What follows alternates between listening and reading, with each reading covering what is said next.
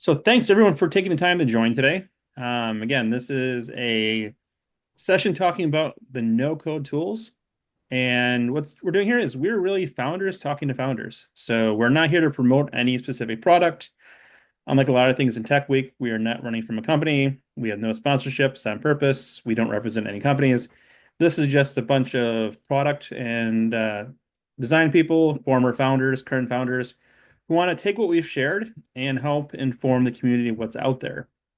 And I come from a blue collar background, so it's really important to me to be able to enable not just tech founders to build, but also everybody to build. And that's what we're trying to showcase here today, how simple and easy it is for anyone to build applications. So whether you are a tech founder, you are founding a landscape company, a plumbing company, technology has the option now to revolutionize these spaces, and we're trying to be at the forefront of that and really educating people how to do so.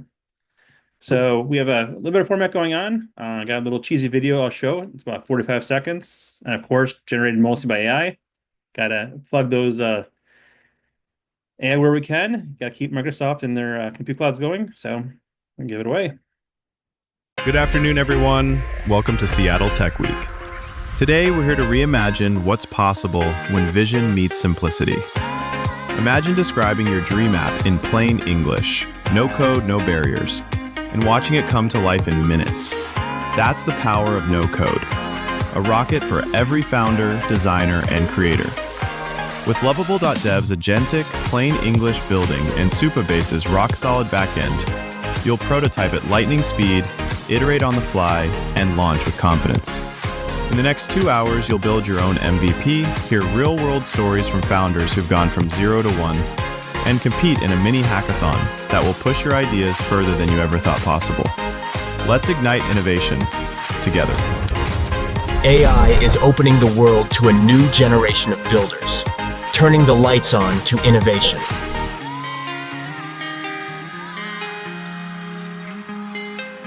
Awesome. That was created with Canva and 11 Labs. So again, in the spirit of building, I'm trying to share all the tools I've used to do this. So this is being hosted in Canva. That was a combination of Google VO. You can get some 3 or 4 builds in video a day if you sign up for their pro plan. I think it's like $20 a month. And lets you do quick little snippets, like that little exit presentation. 11 Labs we use because it's really great. They have hundreds of different voices, and with the free plan, I can create like minutes and minutes and minutes of professional voiceovers from every kind of accent imaginable. So thinking about that, how easy it is now to build production or close production level materials for your business or your projects, it is simply amazing. So we are really trying to keep that going for everybody. So again, my name is Josh Penfold. I am a product manager at a tax compliance company here in Seattle. With me, I have Prashant Rana, startup founder as well.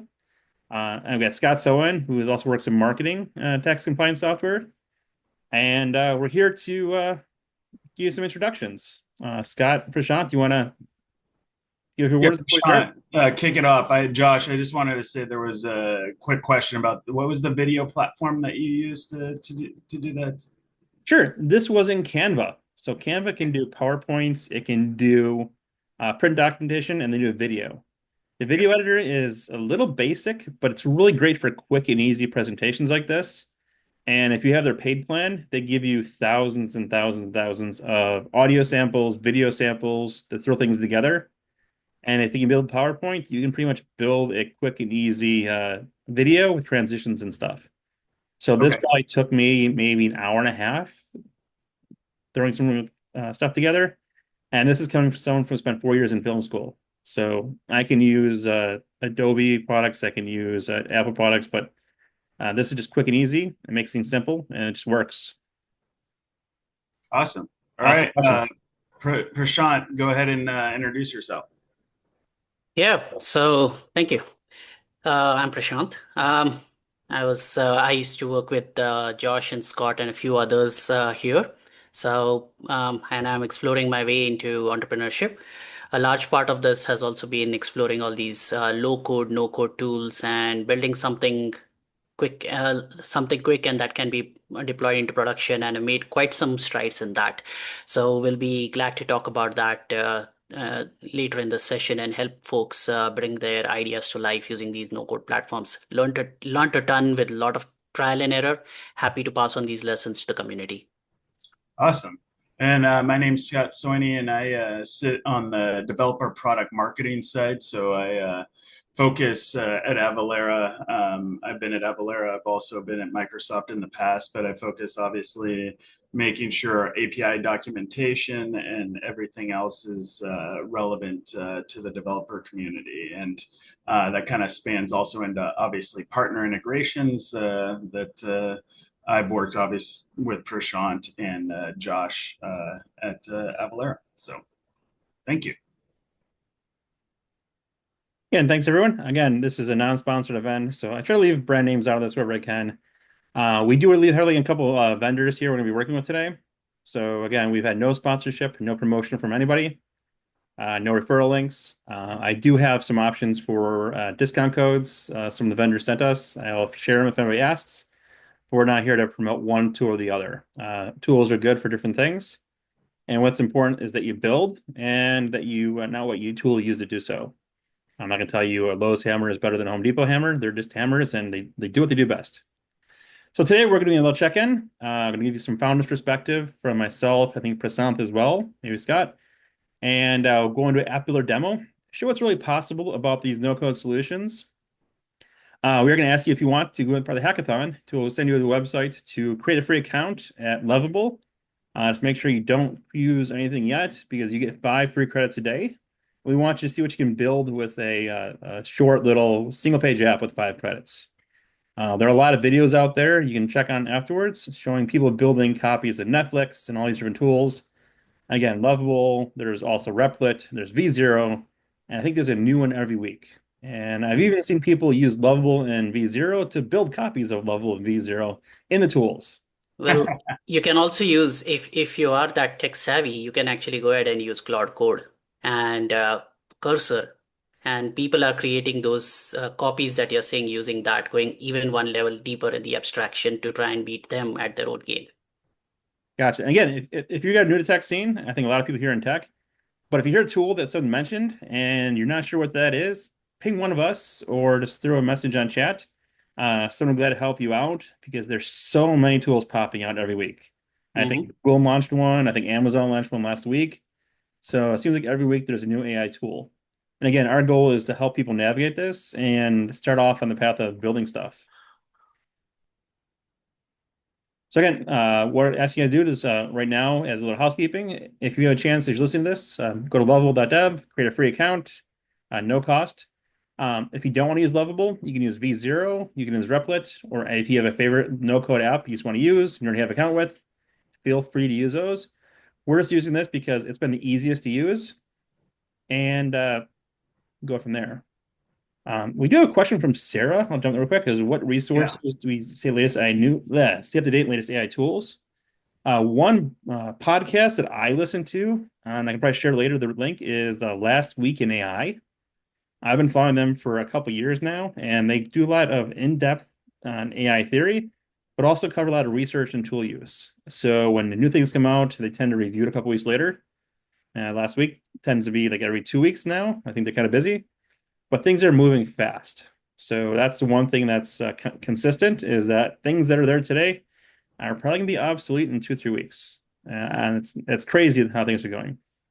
And for Sean also brought up the TLDR newsletter. That's also a quality one. Sometimes there's more information that you need in that one, but I will say I subscribe to, and it gives me a lot of great pointers.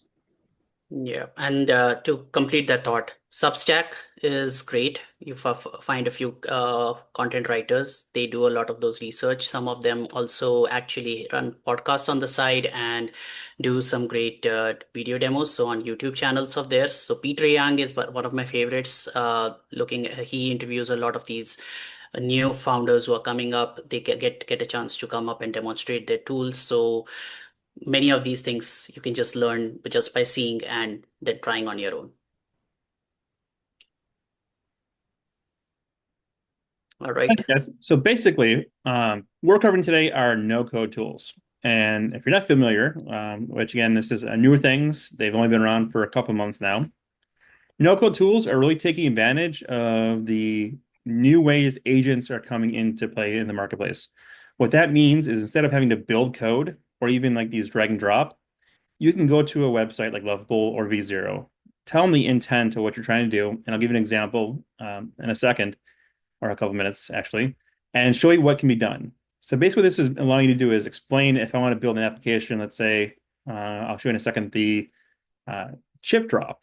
If anybody uses chip drop at home, there's a company out there right now that lets you schedule for free a way for landscapers to drop wood chips off your house for no cost. They'll take a whole truck full. And they have a tool then for truck drivers to save money from having to recycle this or take it to the dump and to save money by dumping in things. It's a very simple application. It's got some nationwide exposure. I was able to recreate it in about an hour and a half or less, thanks to Unlovable. No code, not a lot of tech understanding needed. Just explain what you want, and it uses agents behind the scene to write the code, to understand your intent, to manage a project, and create a functional app, as well as combining that with a company called Supabase.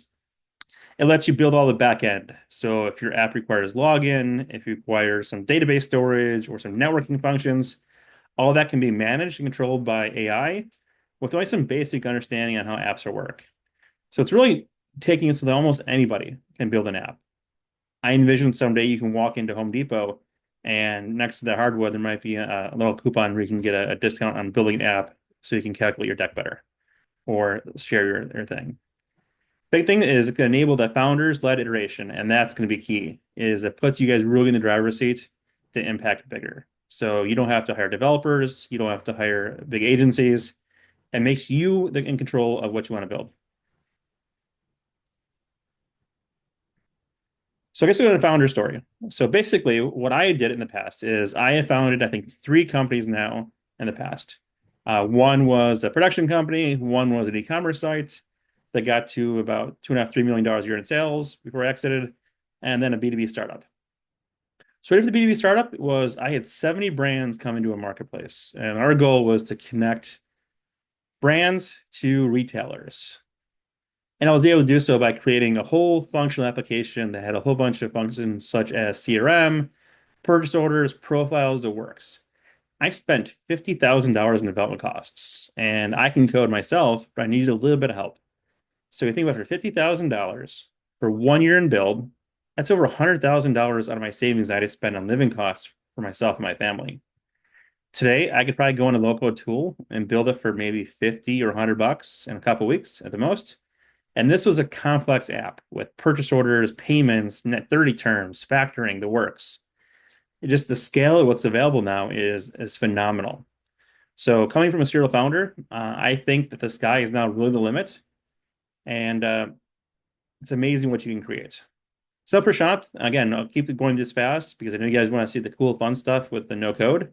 But this is kind of really setting the baseline for what we're doing here. So Prashant, if you want to talk about what you're covering here, and then I can just let me know if you need to uh, move things Yep. along. Yep. So just quick thing for me, my entrepreneurship journey is just starting off, but well, I'm just experimenting with new products. So one of the products that I'm soon to launch is called Elevately, which will be, and you will see a demo of that in the next slide, which will help you optimize your LinkedIn profile with AI powered suggestions, something just for the community, for the job seeking community out here, just for that. And the other one that I'm building a little bit more complex with AI agents and such is Leads Decoder IO, basically an AI powered leads analysis tool to help people understand things like hidden deposit traps, fee multiplication, and basically get their deposit back and not be subject to things that are unlawful anyway. So these are some ideas that I'm toggling with. Josh, if you want to move to the next one, I have a 40-second demo of Elevately.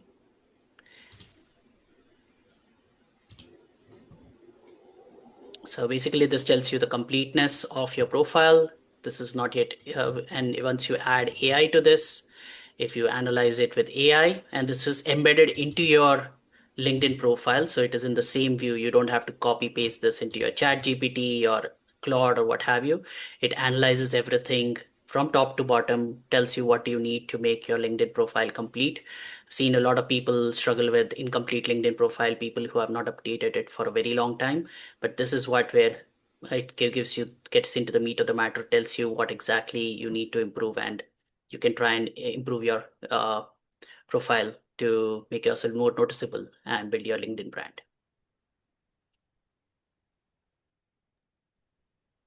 Awesome. Thanks, Prashant. Now for the fun stuff. I'm going to stop sharing here, so I'll switch out of this PowerPoint. So as I'm switching this over, I'll turn it over to you guys. Does anybody have any questions we covered so far, or any of the technology we've been looking at? Raise your hand, I guess. Yeah, it looks like we're good. There's none in chat, but if you have any, feel free to ask. I have a question. Yeah. So do you use these tools specifically only to build a solution like a website or an app, or do you also use it to brainstorm your ideas on how best to build the app, like some design ideas and stuff? It can be both, actually. Yeah, it's both. A best way to use this. Some of these are, and we'll talk about those. Is have these apps plan it out for you, challenge them, have them validate it for them. If you just give them a prompt, they will go haywire. They will try that. They will make their best judgment. But a good way to do that is brainstorming and validating your idea a few times before you let it go ahead. You have to literally sometimes tell it do not code, or if at all you want it to be to debug something, or if you see something is not working, tell it to investigate but don't take action. So yes, validating and brainstorming is very important over there. And you can use these tools to do that, or else you can always use ChatGPT, Claude, what have you. And it looks like Thanks. Christy. Sorry, I don't want to mispronounce your name. Yeah, your hand raised. Yeah. Hey, hi guys. I had a question. So I like in terms of building your model or just training, for example, the LinkedIn app, right, that you mentioned. So how do you train it to have those insights in the sense like obviously, for example, I just share about an idea I had, which I am thinking about implementing just as a project.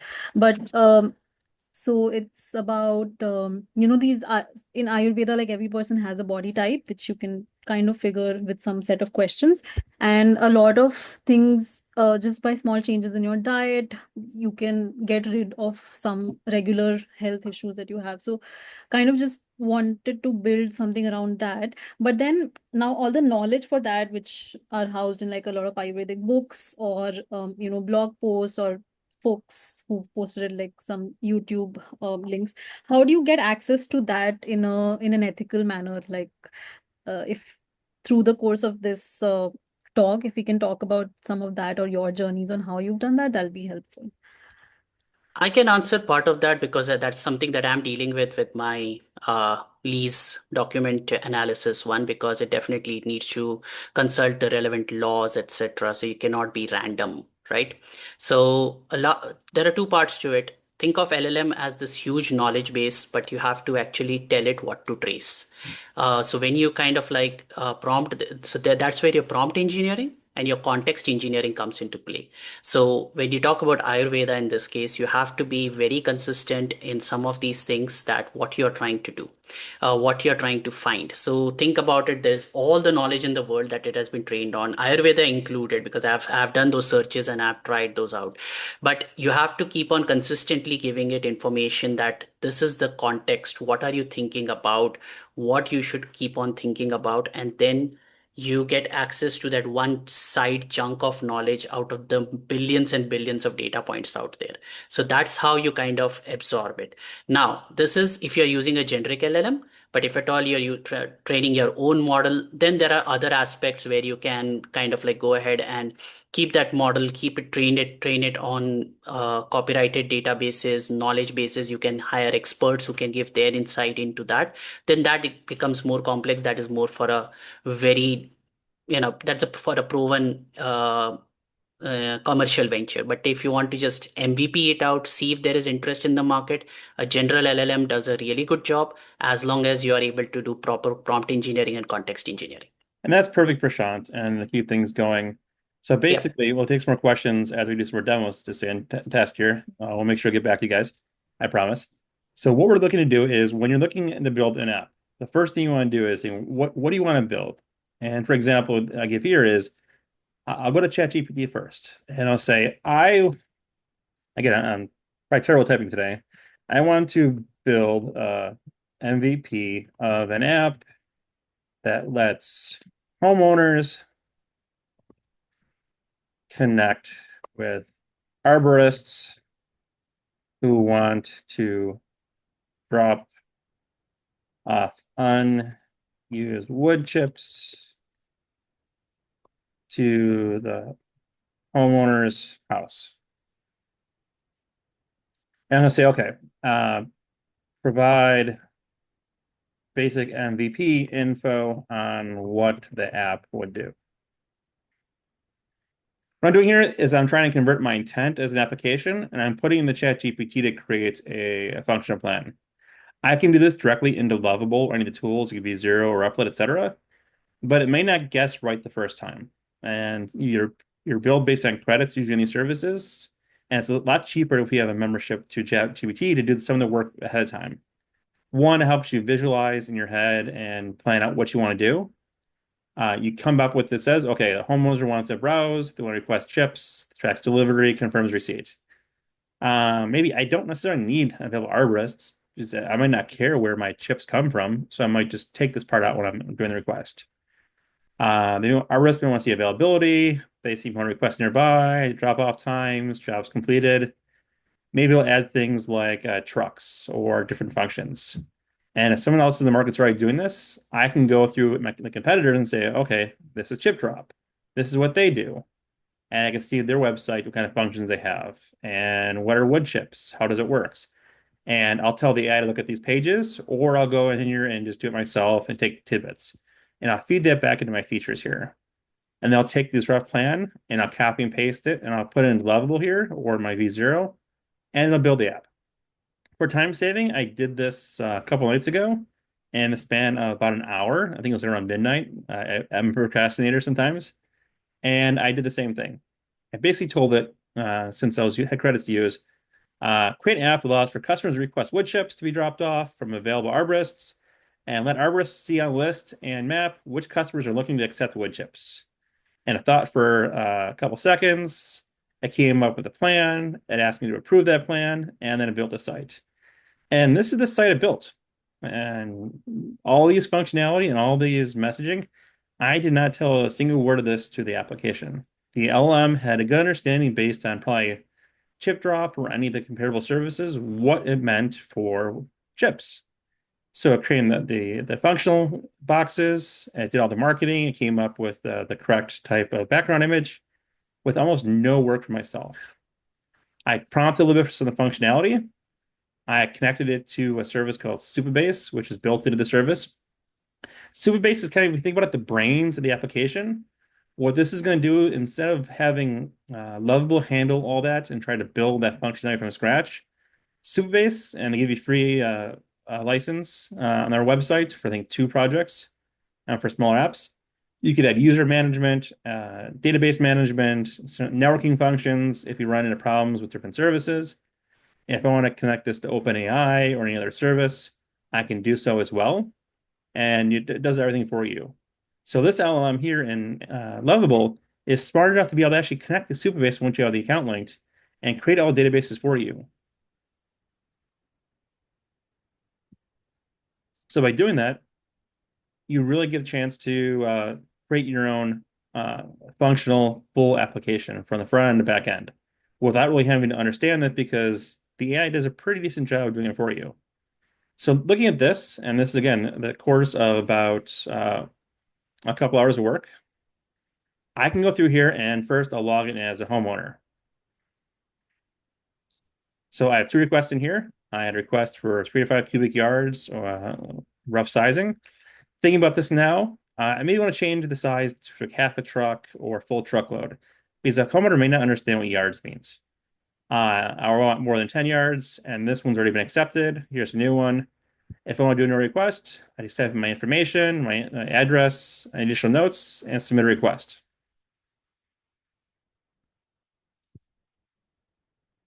Again, this is what I mean by rapid prototyping, because I can think about doing this, without having to code stuff. I can actually just go in here and click edit.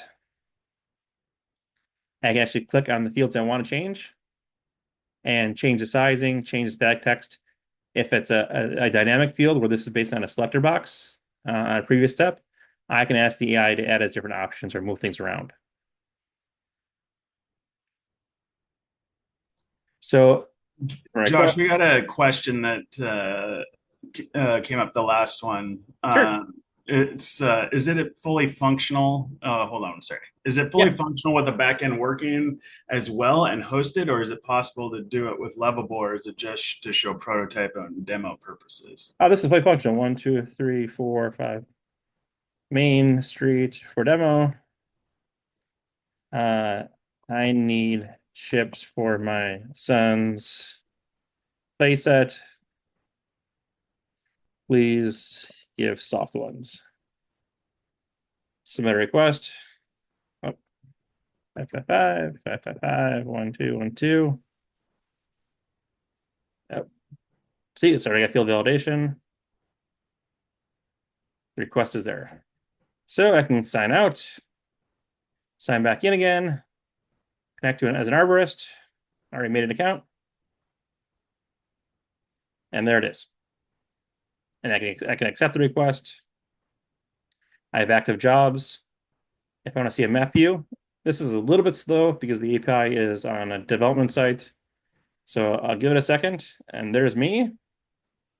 Still not super accurate in map terms, but again, it's a free version. So there is my requests popping up. And there you go. So I have 2 accepted ones. I have 1 pending one. I can see the information. All that right from no coding. So I have a fully functional application. I don't have any payments set up yet or anything if I wanted to do it. Again, this is just for demo, but I probably have 80, 90% of a fully functional app here in about an hour, hour and a half of work. But Again, I can code if I wanted to, and I understand the architecture, but that's how simple these building tools are.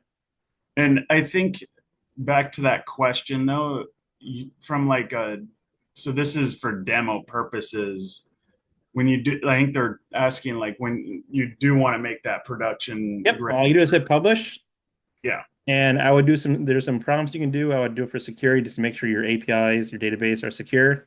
Yeah. We can probably provide some links at the end for some example prompts to actually tell the database to secure it down for production. But I got to do is hit publish, and they'll actually host it for free and not charge you anything for hosting. And we asked them, they have no plans for, in the short term at least, do any kind of charging for that. So anything from small to large scale use, they'll handle the hosting and scaling for you. Okay.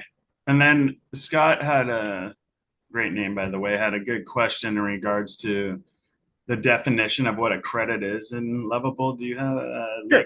So not a great Level, as reference? long as most of the apps are based on credits. And what credits mean is it's going to give you a number of credits based on the messages you type in the board. So if you do a small request, it'll be a couple credits. If you do a large request, it'll be a little bit more.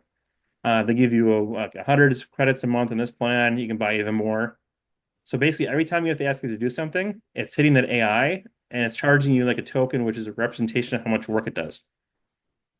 They don't give you a breakdown of what that actually is, but it's kind of like if you're using any of the APIs from OpenAI or Claude, the same type of thing. It's all kind of metered use. Is behind the scenes, I'm Lovable, and I've actually dived into some of their documentation, their past open source work. What they're doing is they're connecting to probably, I think at last count, I think like 37 different agents is my guess. They're using to understand what you're intending to type here. There's different tools it uses, and it's all using AI models to do each of those tools. The tools could be understand what the user wants to do. In this case, is I want to let me scroll way back up here in my chain. Again, this is a long conversation, so it's 1 o'clock in the morning, so a little wordy. It understands what I asked for. It understands the context. Again, what Prashant and Scott were mentioning is that there's a large LLM model out there and understands a lot of things, but sometimes you need to give it some direction. So it gives a general purpose answer, and then it lets you whittle this down here into different functionality, like add a login. When I asked to log in with two types of users, customers and arborists. So okay, it wrote the code for me for the database. It executed the code once it gave permission, and it connected it automatically to the front end. So all that coding involved, the link the front end and the back end, it does it for you. If it gets an error, which happens quite a bit actually, which is common, instead of asking to fix the error, it takes the error message, loops it back into itself, it fixes the message, it asks you to validate it, so then you keep on working, and explains all the things it's doing step by step. So imagine if you had a junior, senior level developer on hand personally to help you any kind of project you want at 1 o'clock, 2 o'clock in the morning, and you weren't billed $200 an hour. You could talk to it like I'm talking to you right now and build an app. That could be for yourself. That could be a business idea. I even seen people using Lovable and these tools to build brochures and websites and different functionality. So this could be a And website for a project you have, or it could be an application. and Josh, I'm just going through a couple of questions because these are valid. One of them is, after you publish it, right? Is it a workable website, and ultimately you could just send the link to somebody, and you could run your business this way through Yep. the You chips can and link in whatnot? any kind of AI integration, link in any kind of payments. You can link into Stripe. So if you want to charge people to the website, if you want to do payments through it, fully production websites. Again, if you're looking through social media and online, you'll find people making thousands or tens of thousands of dollars a month on their apps because the barrier of entry is so low now. So if you have a concept and you want to do it, there's nothing stopping you from launching because the payments are all hosted. All you need is a Stripe account. This sort of the backend for you to log in. I would strongly recommend if you're doing something with payments that you consult with either someone who knows the basic security just to make sure it's locked down. You don't want to be exposed to your personal information being shared to hackers accidentally. Yeah. And that can be just as simple as knowing which prompts to ask. And there's quite a few resources out there talking you through that. Oh, and just getting things set up. It's really lowering that barrier of entry is the thing we're talking about here. And that's what we're really pushing. But yeah, this is a fully step. And then another question is, how many credits did kind of take you to spend to get to this point? This particular app here took me about 25, 30 credits. Okay. Okay. And I would say the credit system, best way to go about with it is to save some of these credits is again planning, ask those questions, challenge and validate. So those ones typically for now seem to be free. The only ones where the real token usage is or where your credit usage is when it has to actually make something. So when it is changing buttons, when it is making a layout, etc., that's where your majority of the cost goes because behind the scenes, like Josh was saying, it pings multiple services. It may be pinging everything from OpenAI to Anthropic APIs and trying to get information from them and doing that in a sequence. So just general querying is much cheaper. So before you say go and build something out, just make sure you have a mental picture and that lines up with whatever the the chat interface of Lovable or whichever no code tool you are using kind of lines up with your vision. And it's not just small apps either. Like I'm helping a friend out. They're in the tire business. I'd show you, but I have some confidentiality around that one. But they're able to use the app themselves in my direction, and they're building an ordering portal that connects to their ERP system that lets customers get information on their order status, the pricing, the inventory, all connecting the ERP. So what that's doing is let them building a B2B ordering portal, and that's saving them about $100,000 in development time from a contractor to do it themselves. So that's what it's really opening up. So as long as you have good understanding of the APIs, I can tell Lovable, say, here's the API. This is the information on this API from my ERP system or ordering system or QuickBooks, and it'll build the integration. Coming from the enterprise space ourselves, again, naming vendors is where I've seen vendors that are building huge complex integrations between two enterprise level products.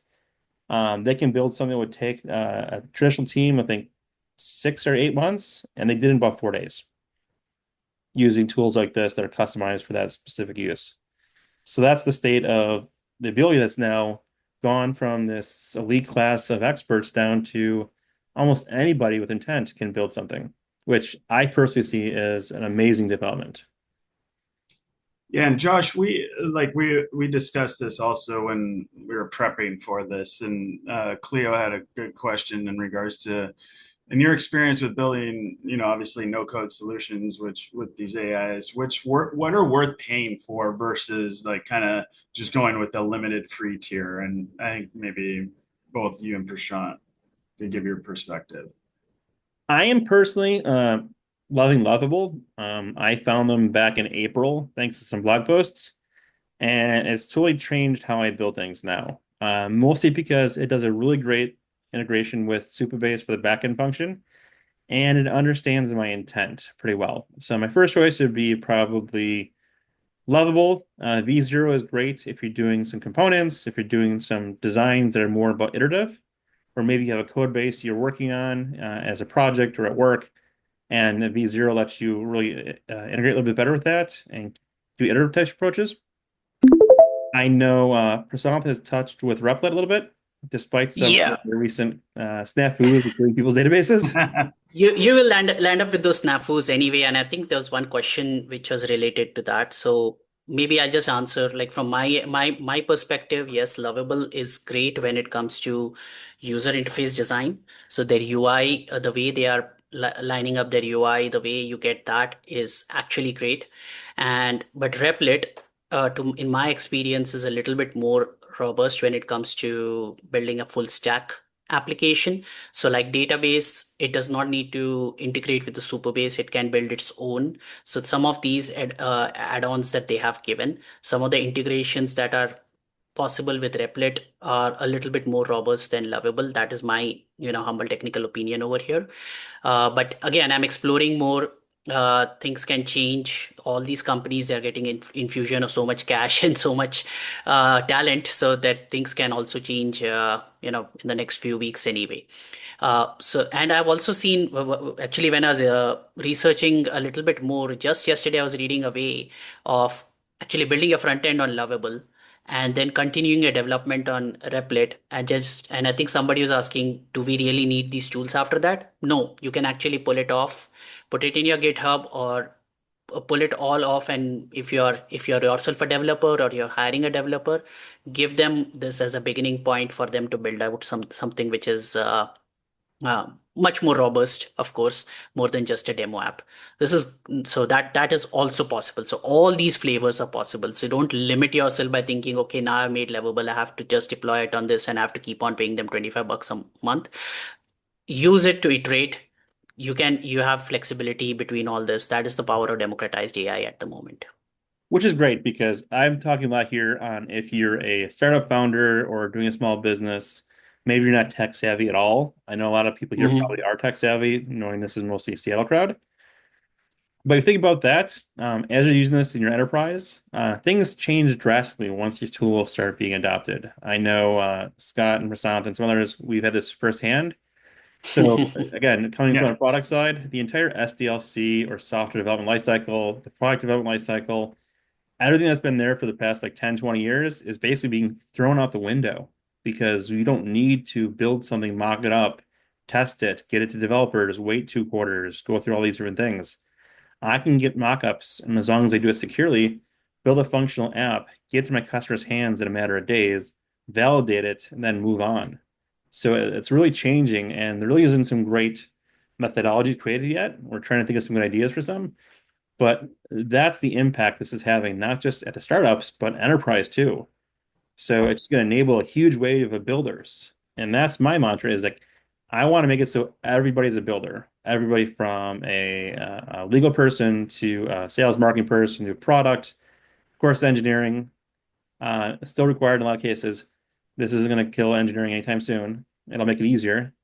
But everybody's a builder, from the CEO down to the cleaning person, is now enabled to build products that have just as much chance of becoming a unicorn as everybody else. And Josh, there was a couple more questions that came up through this. And I get what you're saying in regards to like, you publish your wood chipping website, right? And Lovable is fine with you hosting on this, but then they don't pay for that aspect, or like they don't charge for that aspect. But at some point, if you're putting like enterprise grade, like if you need enterprise scale, I guess grade scalability, there has to be some cost to that, right? Like, or is Of that just course. not in So if that your if business your plan app right takes now off with Lovable, and you or need like, about that uptime guarantees and more security, more control, there has to yeah, be some kind of curve where you say, okay, I'm going to put this into AWS. I'm going to put in GCP or Microsoft. yeah, yeah. I'll hire an engineer because if you're at enterprise scale through a startup, one, congratulations, you've done a great job. You're on the right task. And Lovable itself, they were, I think, what, 15, 16 people. They started Yeah, about 7 or 8 months ago, and now they're over $100 million a year in revenue. yeah. A bunch Fastest of growing founders. startup It's just of all time. crazy. And Yeah, now you can use Lovable to basically rebuild Lovable. So if you have a niche market or a ready for a product, you start with this, you get your feet wet, and then you get some revenue coming in. I mean, if you want to go to the VC man, route, I mean, you can bootstrap or VC however you want, but I'd rather go to a VC and saying, here's my app. It's running. I yeah, have 10,000 users. I'm already getting this adoption with no money invested. I can't guarantee it, but they're going to probably write you a check. That's yeah. the quick True. validation. Yeah. So, and I think that answers Sean's question there, Sean. If it doesn't keep on write another message or come off mute. But like also there was one other question that I think is something that, this is more of a Lovable problem more than what anybody else. But what happens during like a security breach if like who if you built something, obviously, like let's say your wood chipper business, and somebody comes in through that, and is that on Lovable, or is it on you, or is it on both, or have we not even seen a use case like that yet? That's really on you as the builder. So Lovable Okay. is the platform. Just so much if the core infrastructure is solid and it wasn't the problem with like their infrastructure. Okay. But like Yeah. Lovable uses GCP. They're using some Node serverless stuff, which is pretty standard. But that's what's really happening is that these services are letting you become the builder. You are the application. So I have to strongly recommend if you're doing something with personal data or payment information that's not sorted by Stripe, make sure you research or find someone to secure that for you. Because by default, it's pretty open, just by nature of how it's building with the agents, but you Yeah. can secure it down.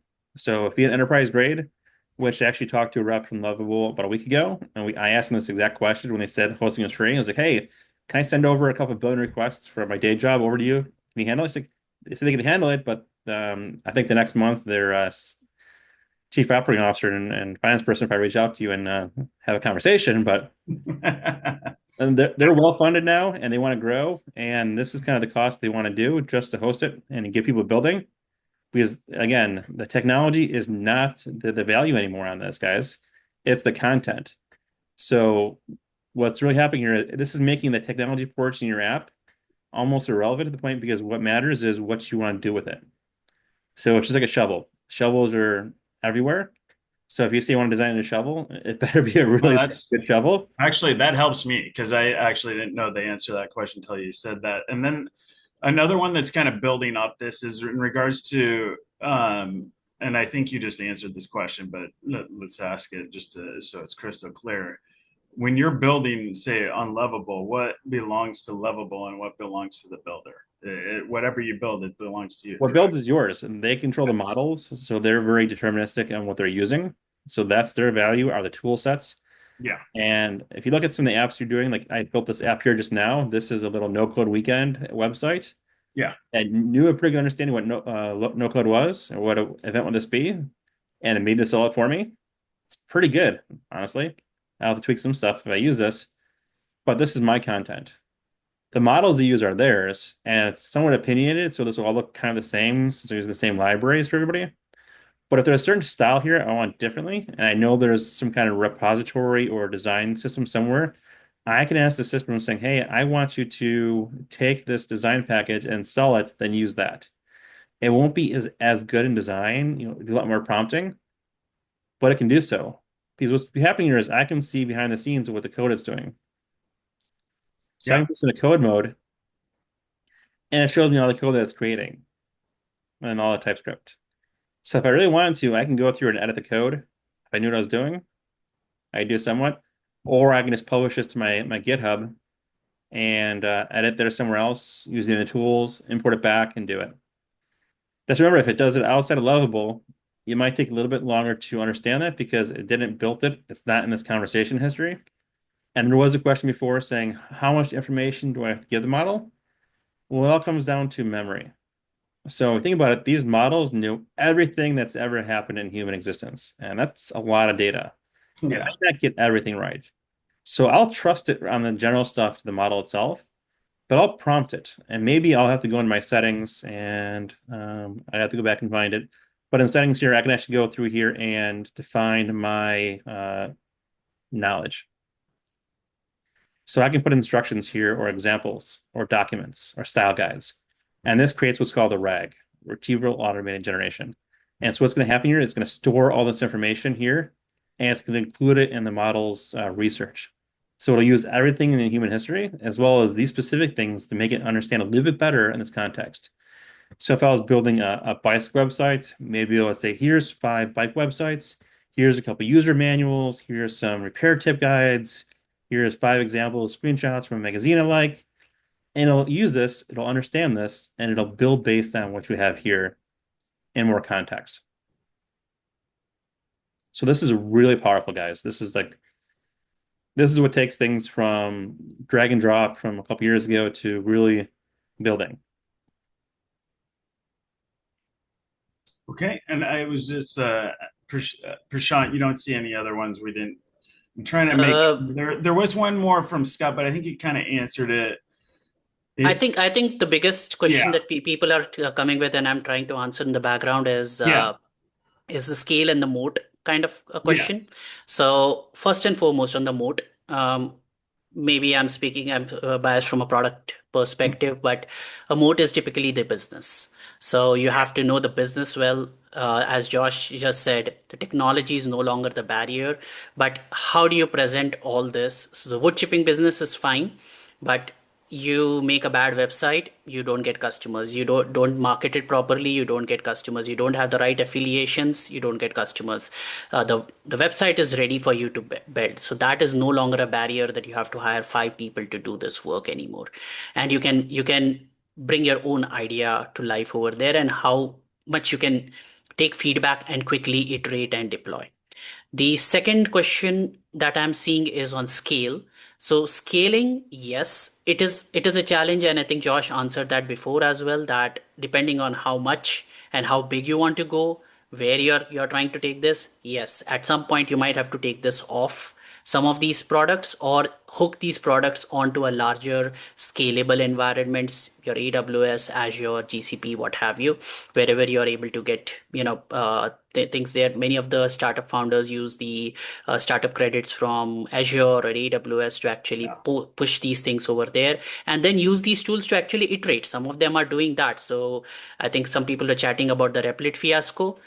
But that happened where they deleted a production database, but it was in production though, right? So somebody had hooked it up to production and connected it to production and given it access there, which shows that there is a possibility out there once you get to that scale. But like Josh said, we have to just get Prashant, started.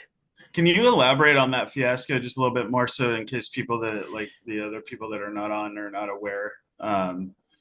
Yeah, Th- so th- basically, yeah, so the Replit fiasco basically was that the the company was using Replit for their build purposes, yeah. and uh, based on certain instructions that it had given, it had been told not to touch the production data or the production database and things Yeah. like that, but it went ahead and misinterpreted some of the instructions given and went ahead and deleted the Oh. database, and then Ah. actively lied about it, unfortunately.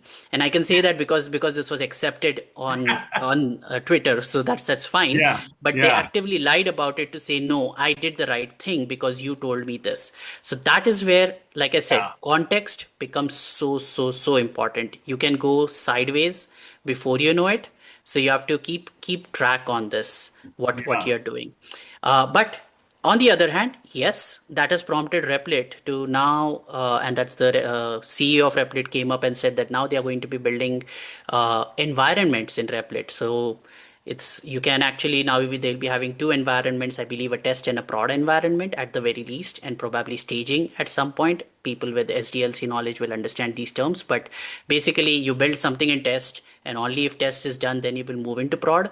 And I actually took inspiration from that and I'm using Claude Code. So now I have two environments and I have two agents that are running, which actually validates things that are done in dev. Once I give sign off in dev, then it runs a script and migrates things into prod. Wow, that's So I smart. have actually this is what I did in the last 3 days. Again, not everyone needs to do this. Please focus on prototyping first.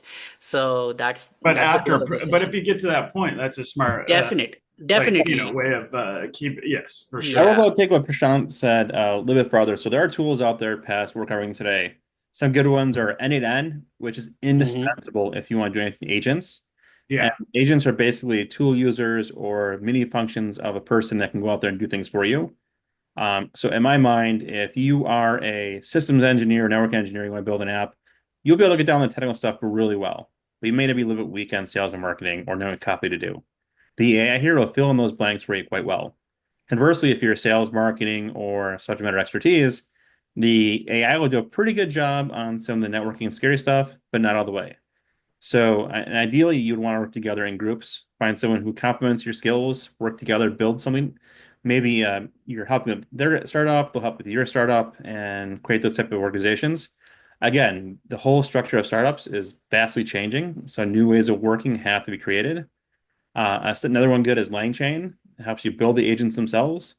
And N8N does a really great job of taking different agents. Let's say if I want to scrape the website and put the data into a PDF, then email the PDF to someone else, then take the response back and build a CRM system and do all these different things, I can stack 50 different actions together and create virtual employees. So if I want to take Scott here, who is in sales and marketing, and say, I'm going to make a virtual copy of Scott. And if I know what Scott does, probably and better. an agent that do it, it'll probably do as good as Scott here since he's an expert in the field, but I can do a lot of the grunt work that Scott does pretty automatically. So in an ideal world, I'd have Scott and his expertise help me set up that agent that does all the drudgery work so he can focus on the theory and Yeah, do all that scraping stuff for me. So there's a whole host of tools past what we're covering here today that you can reach out to us for, and we'll give you some suggestions yeah, or let it help you. Maybe we need to start doing some advanced sessions later on or expand this, but the sky is the limit. And again, this changes weekly almost. So it's just got to play with it, keep up with it. and that's true, Josh. I've started to play with N8N, and hopefully over the next I don't know, probably a quarter to the next 3 to 6 months, I'll probably have some kind of ideas around that because it saves time for sure. Scott, you got to be faster than that. 3 to 6 months. Nope. You should be having this in 2 weeks. Yes, I know I've, exactly. I've, I've seen some people, Actually, like some of the ideas that are I should there. have came prepared, and I should have already presented these. Well, you can always ask, you can always run this by, and I don't know, out of all the sort of ideation partners that I have, like AI ideation partners that I have played around with, uh, Claude is my favorite overall. So I set up a Okay. project in Claude and gave it a lot of this information. And in Okay. some cases, it will also generate the template that you need to do. So if at all you have an innate and automation that you have in mind, just give it some context, send it data, and it will give you like a JSON to load up on any 10, which will give you a starting point faster than, I'll take one node, I build something, I write some code into it, or I write some instructions into it, and the next and such. Perfect. So yeah. All right. Yeah. Josh, over to you. So we're going to jump to the hackathon real quick. It's right at the top of the hour. So I'll do a mini hackathon and then any questions afterwards. We're glad to stick around. At least I can from my side. This shouldn't take an hour, especially with the tools we have here. So mini hackathon. So we're going to do a larger event in the fall. I think we're partnering with Startup Grind. We want to give you guys a little exposure now. So if you've created an account on Lovable, if not, I would jump on there now. Or again, your favorite tool of choice. We're not tool specific. We're just a little bit opinionated, which is okay. Hackathon fact. This is what we're going to do. Use a low-code tool of your choice. I'm going to ask you to build a single-page app. We don't want to spend money if you don't have to, but you get 5 credits, so you should do well with a small app. Work as a team, work with a fellow builder. If you have friends here, or make new friends, post some ideas in chat, and we do some threads. If you see one, we'll work together. Solve a problem that'd be impactful. Use ChatGPT to go there, like I showed you the first time. Say, I want an MVP statement for this type of application. Give me what I need and whittle that down. It'll minimize credit usage. Remember, we're building fast, but this is really to build that way of thinking, to train your brain to think differently. Stealing from Apple is that the old ways, the old habits, we need to adapt those. And how you adapt those is you build fast, you fail even faster, and then you rebuild. So I don't know how many times I built something, thought it was great, fell on my face, but now I can build things fall on my face much faster. I'm sure my kids at home would love seeing me fall on my face more, but that's besides the point. So take this time. I'll be here asking questions, but put an app together, go through Lovable or your tool of choice, put something together, and I'll give you guys, I think, 10 minutes. I'll answer questions, and then I'll ask you guys to post some screenshots of what you built. Or if you want to share your screen and give a little example of what you did and we thought, we'll pick like 4 or 5, maybe 6, as much as we have time for, and let you guys present and show in a mini startup fashion. Again, one thing to train yourself on too is if you want to be an app builder, it's not just building for yourself, it's communicating that idea out.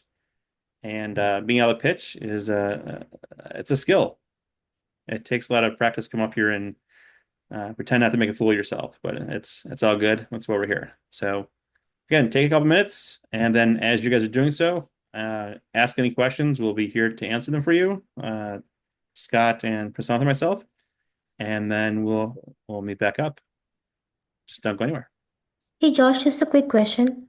So, while I put the prompt for a lovable, so I have like a whole like UI UX flow and everything that I got from ChatGPT, and I also have like a condensed prompt that I asked ChatGPT to generate for lovable. So, is the size of the prompt, does it count towards the credits, or like how are? It should a little bit, but it also the more exact it can be, the less it has to guess. So I think Okay. it's kind of a wash. I haven't found any science in it yet. But Okay. if it makes sense to you in ChatGPT, maybe put it in Notepad and tweak a little bit, or use a canvas there, Okay. and then pop it in there. Again, for the 5 credits, I would keep it really simple. Sounds good. Okay. Yeah. Thank you. And again, if you guys want to build big things, I do have a slide that has a coupon code they gave me. Again, we're not sponsored by this. We got no money from this. We're paying for this out of our own pockets. So we don't want to be a promotion for any certain company. And that's what we're saying. We like Lovable, but also try Supabase, try these other ones. It's just like build what solves your problem.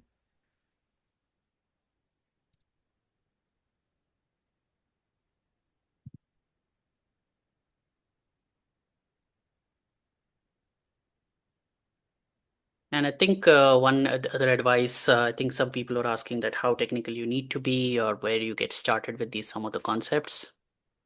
Somebody answered Udemy, that's great, but ask your chat GPT, ask it to teach you like the basics of system design, because some of those things are as it's as relevant in your day-to-day life. Just ask it to explain you in those senses, so then you can understand these challenges, especially when it comes to connectivity, scale, uh, security. These things we do read about things or learn about these things day in day out, uh, and that's where you try these things out on these prototyping apps to get to cover all that before you actually go into production or really try to launch it out.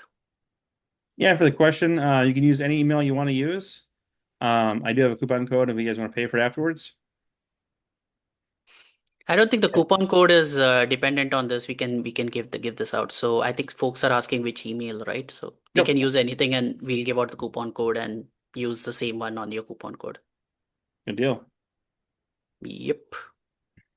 Well, I'm also trying Lovable on the side, so honestly, let's see how does it come up on my end. I had an app idea in mind, so I You want to have share? it is building, so let Okay. it build. I'm taking it a step further. So I think a lot of people were asking that how much can you challenge this? So I'm building this with multiple pages. So let's see how it goes ahead. Let me see if I can share. Oh, I need to get this. Mhm. So here, screen 3. Okay, here I go. Hmm. So Rachel asked the question, how are you seeing this change the day-to-day for a software team? I think it's phenomenally changing things. And at least in my day job, we're reinventing the whole process. We're changing the things where it's no longer the tech teams that are building. I work in product, so everybody becomes a builder. So like I said, we're grouping things together where someone like myself, someone from sales marketing, someone from engineering work together. We build things to a certain point, maybe 80%. Then we hand it off to the technical team who are advanced to do some hardening, make sure it meets standards, and deploy it. But I think the whole thing are going to be it's going to be changed. So there is no lean methodology. There's no waterfall. None of the new ways of doing things. I think the whole concept of epics and stories and Jira, it's going to drastically change. You can't plan by quarters anymore. You have to plan by intent. Yeah, that's there. And it can go both ways, right? The one on one end, a lot of the change will come in the sense that can we do this one small thing? But that one small thing, by the time you are in a production build app, the larger scale it is, it's going to be a big change depending on just that look and feel. It will go all the way down. So folks who are working in those kind of roles will have to be knowledgeable end to end to really understand and communicate this with stakeholders that yes, some things can be done quickly on the front end. Does not mean that it can go through the entire gamut of the stack overall to actually make the change. So, Josh, to your point, small change quickly, no waiting for like 5 sprint later, I will get this into my backlog. But effectively behind the scenes big change, yep, be patient, see all the dependencies, build it all out, but convey your intentionality as quickly as possible. And for those unaware, I think some terminology, a sprint is just like usually a 2 week window where a development team works together if you're not in the tech space on software to get things done. So that whole process is changing. One thing is from a theory perspective that I've been looking at is, and we've been discussing it internally and externally as well, is in the past, you've always saved your code base into GitLab, GitHub, or somewhere, and that's your point of record. It's also more important now, we think, to store your prompts and the responses back because those intent signals are just as important as that code. And there's a lot of people online talking about that and the ways how it's important. It's more about intent. We're not going to save the binaries as proof points. We save the code. So it kind of changes what's important going forward. Yep. And if you see in Lovable, in here, and you will see similar things in GitHub, in Replit and in others, even Claude Code, everyone.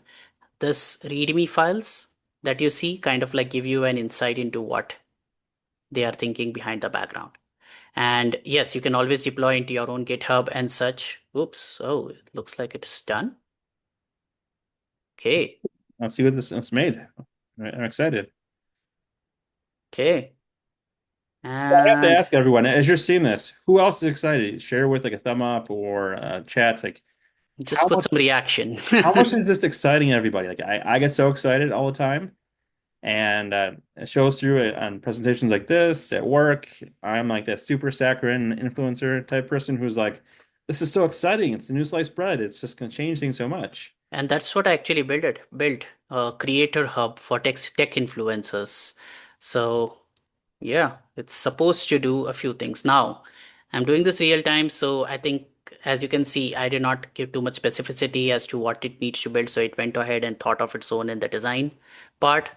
And it says that, hey, I can upload image, I can choose a display name. So let me put Prashant here. But see, these things I did not specify. So I have to iterate back on this. If I had put that in the prompt as to which kind of UI I needed, etc., I could have gotten through with this, but this is no biggie. That's what you can do.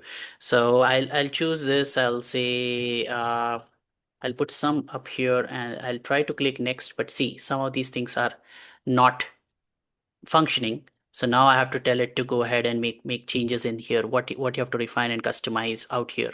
This is good. Other tools don't tell you what next, and they will give you some other suggestions. But this one is good. It is telling you tweak the design, animations, layouts, and then go ahead and so on.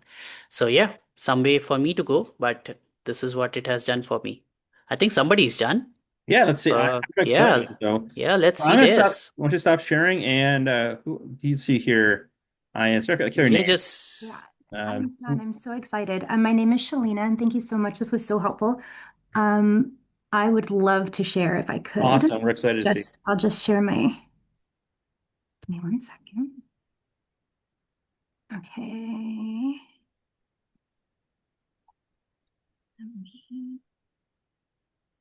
So the format I guess we could use coming up with this on the spot is that why don't you share the app and then we'll give us an idea what your intent was, or what your problem you're trying to solve, and then how you think this app is going to solve the problem.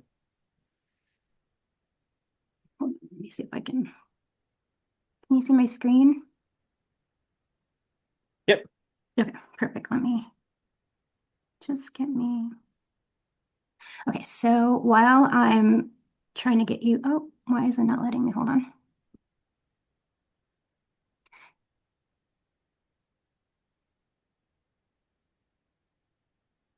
The internet is very slow. Sorry. It's gonna Oh, take no problem. It's not gonna give me the option. Hold on. Okay, there's that. Oh, I think your screen looked like mine before I had this presentation where I think I had like 150 tabs open. yeah, it's exactly that's exactly the problem here. Let's see, where did I put it? Okay, let me stop sharing for just a second and when I find it, I'll put it back on.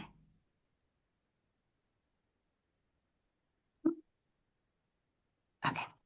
Give me one second. So while I'm doing this, my name is Shalina Akins. I just graduated with my degree last Wednesday, and I decided that once I did that, I was going to go ahead and take over the world. I'm a mental health counselor by trade. I want to be able to have people access their happiness and get rid of loneliness for forever. I think those are both really annoying emotions. And though they help us, they don't really, really help us that much. So I want to be able to get people to access, like I said, access their happiness and get rid of their loneliness.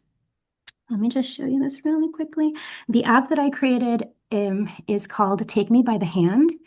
It's for people like us, think of TaskRabbit, except that it connects people like us in the community who don't know things. So we're lonely and we don't know much to people that are just as lonely, but who know more than we do. And so if I want to build a business, but I don't know how, I can go on, use my app, find somebody else who's like, you know what, I'm retired, but I will definitely be interested in teaching you how to run your business or do your business and take you from zero all the way to business. So the problem that we have now is that mentors sort of come and go. You can ask questions, but this is somebody that comes, grabs you by the hand, walks you in person, shows you, meets with you for as long as it takes until you get it done. And that's what I'm trying to do. So let me just, okay, so here it is. And it happened so fast. So there's places that you can go, music, cooking, baking, all that kind of stuff. And then the rating system. Here it shows that you pay for the session, but actually I want it to be free unless people want to pay, just like TaskRabbit. And it really is like the other month, I was really excited about making Korean barbecue, have no idea how to do it. This would help me find somebody in the cooking industry who is just like, yeah, I love and I will show you how to do Korean barbecue. I will I'll meet you at the grocery store. We'll shop together, bring you to my house or come to your house or whatever, and then teach you from zero to Korean barbecue party, how to make Korean barbecue. So this is the website. Cool now? Awesome. awesome. This Really is really great. insightful. Yeah. One note, since this is a topic of mental health came up, if you do stuff in your own database and security, I would look at that. But it just came up in the news recently that any information you send through the OpenAI or the AI is not protected by confidentiality. So as you guys are designing Yeah. anything in the mental health or health space, just keep in mind anything that goes through ChatGPT can and will be stored. So just keep that in mind as you're building things. This means you have to do things a little bit differently with how you store data, but it's still a possibility. But I love your intent. I love how you were able to explain this and got what you want. And you've taken things from 0 to what, 30, 40% probably. And then you just got to refine it, add some functionality through behind the scenes, which you can do by prompting it. And at the very least, take it something 80% of the way there and then be able to go farther. Yeah, Thank you so awesome much. work. Thanks. Yeah, this was great. Thank you. This was so helpful. Awesome. So who is up next? Scott, do you want to pick? Um, uh, Yeah, Sandhya, go ahead. sure.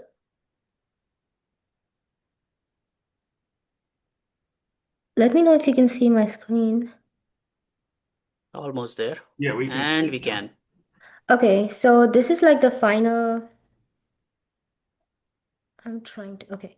This is like the final screen of like what the app would actually do. I can go from the beginning after we see this. So as you can see, I've put in some like inputs that the app asked, and then now I have a weekly meal plan for 2 adults and 1 children for a budget of $150 a week for groceries. So this is the meal plan for like breakfast, lunch, and dinner. There's a grocery list, so I can just use this to go grocery shopping. And then it also gives me meal prep tips for like what I can do to save time in advance. And then I can give feedback on like whether I like a dish or not. And then there's also an option to spin the wheel, or if I just want something else, it's going to spin the wheel and give me a different option. But for some reason, spin the wheel is not working. That's what I was trying to test and it wasn't working. But I can go back to the home and then like this is the landing page. And then if I start planning, I can say how many adults, let's say like 3 adults, like let's say 2 children. And then I can choose the cuisine. So I had chosen Indian. So let's say I choose Japanese and Italian. And I can say vegetarian, low carb, and then I can put some favorite dishes like, I don't know, somebody give me something like ramen, uh, pizza, neither of which is low carb, but and I can put like, I don't know, New York. And I can share any website or YouTube channel as like references of recipes that I typically like. So let's do generate meal plan. And for some reason, it's giving me the same meal plan again.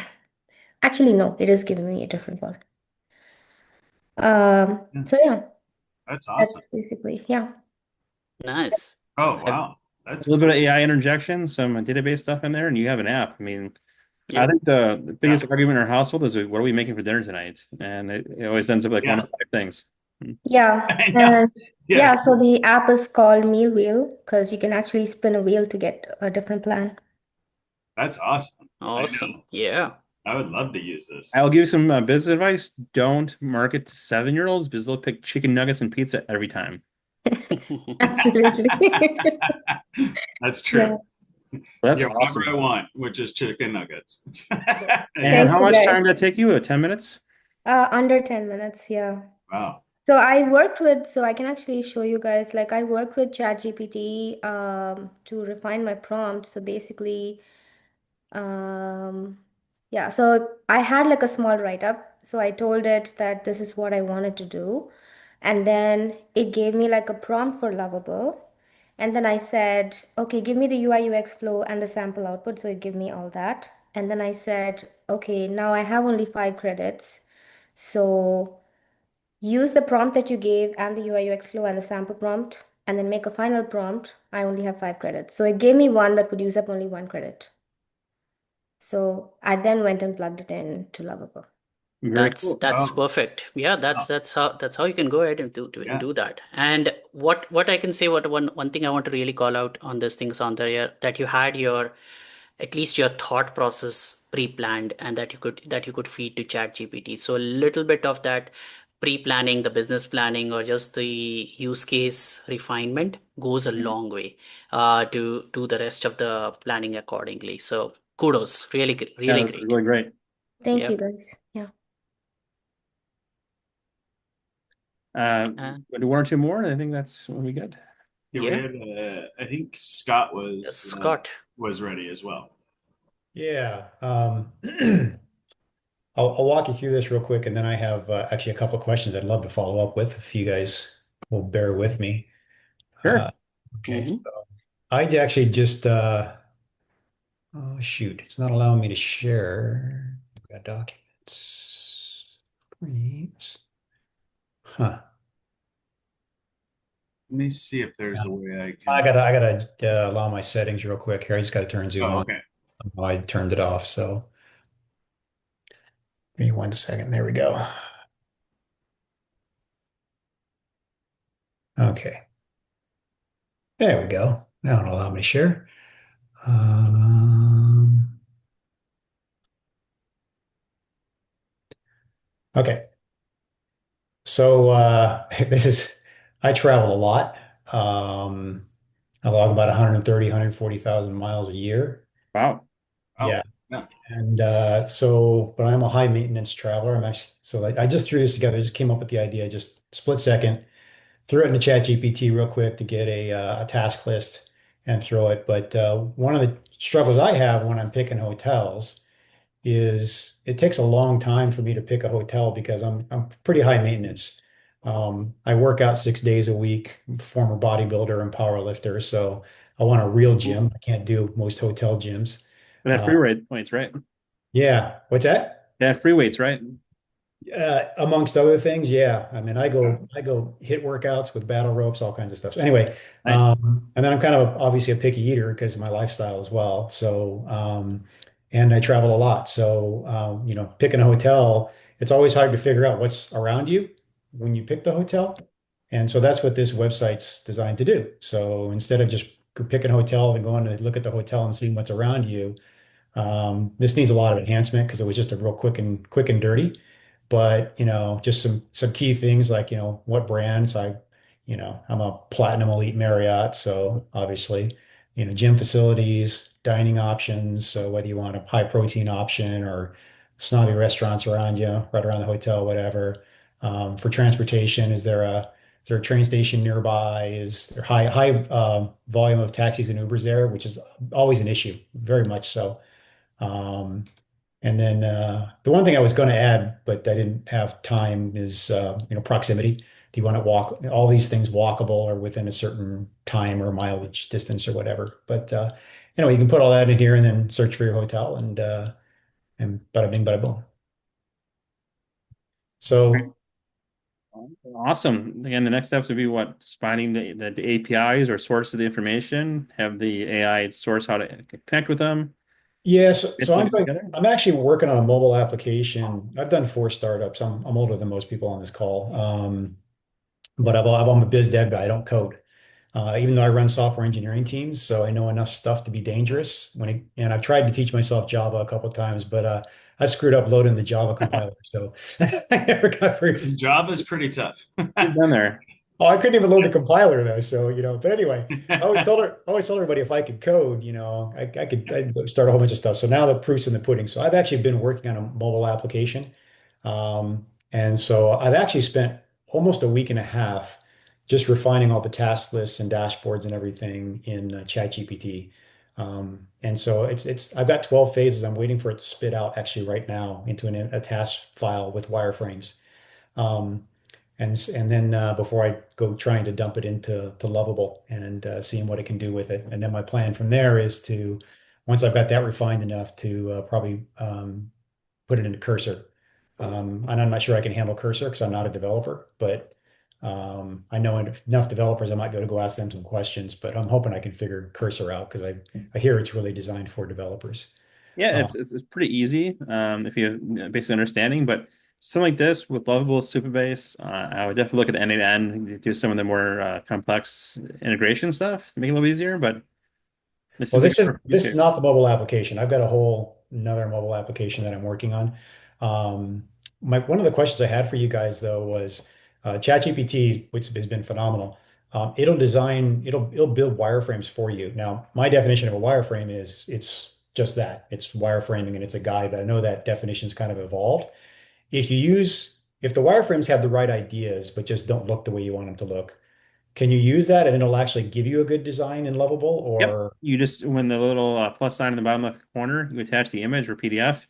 It actually works better with images, and then you can use it as a starting point. okay, perfect. That's what I wanted to know. And in some cases, like if it is generating if you see in ChatGPT, you will see if you use canvas mode, so it will show you the code behind the scenes. So there's a toggle switch on the top left of the canvas. You can click that, you can get the code. If you really want to go technical, just copy paste that code. Lovable and these no code tools love that because now they can read the entire thing end to end and then plan it out better instead of using image recognition, understanding, and then guessing. So that takes the guesswork away. So if you're like 90% done on chat gpt, pop it in here, say this is what I have, this is where I can improve, or this is where, and you can be abstract there, this does not look good, and it will still find out what's wrong in there. Yeah, my it's kind of interesting you guys bring that up because that was one of my other questions. I've gone back and forth refining this by asking ChatGPT what's too complex, Hmm. what's too confusing, what's too much, too much to try and do in a first version or an MVP. And it's been really good about that. Nonetheless, it's feature rich enough that I've got 12 phases of the development. So I'm going to actually have it stack each phase and do each phase and then debug and then do the next phase and debug, Perfect. do it that way. But yeah, my question is really what are the limits of Lovable, I haven't seen anything limits for that. The more simplicity you can give it, the better. I haven't tried it personally, but I have heard for some of these tools, you can actually take videos of other apps functioning and say, create this, and it'll do it for you. So if you find an app you really like and you want to have it mirror that functionality, take a video of it, and then it'll create the type of flows.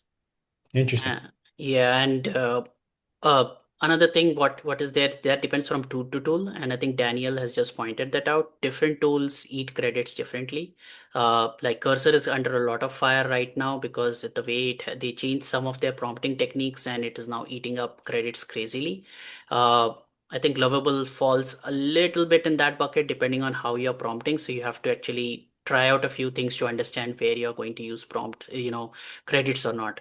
The same thing actually took me off Bolt and pushed me to Replit, and Bolt has improved after that. But Replit was a little bit more transparent in their pricing technique, but they have also moved to effort-based pricing. So it is a little it goes on this line of you don't know what it is considering, but now that I have played with it for 2 months, now I know what Replit will consider as a low effort work versus a high effort work.